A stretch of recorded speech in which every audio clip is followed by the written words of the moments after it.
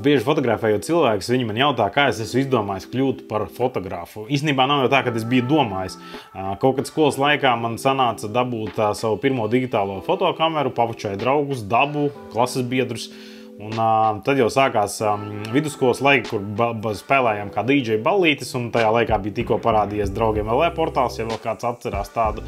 Un gribējās kaut kā reklamēt savus pasākumus, un nācās man pašam ķerties pie fočēšanas, apgūt, kā strādāt ar izpuldzēm, kāda starpība ar dažādiem objektīviem ir, un kaut kā tā lēnām ieslīdējis tajā fotogrāfa darbā vairāk, tā kā, jo sāku fočēt lēnām klubos pasākumus visādus, tad kāzas sāku fotografēt, nu jau gan arī 15 gadi atpakaļ, tad kādu brīdi biju kāzas pārtraucis, jo bija tāda nedaudz tajā laikā, varbūt pietrūka nedaudz meistarības un profesionalitātes un nebija rezerves tehnikas, tāpēc es kādu brīdi kāzas nefočēju, bet 6 gadi, jau 7 gadi atpakaļ atkal atsāku fotografēt kāzas, un tagad tā ir mana primārā fotografēšana. Tā kā īsumā, cik jau īsi varēju izstāstīt, tā es nolēmu kļūt par fotografu, un tā es arī esmu fotografs.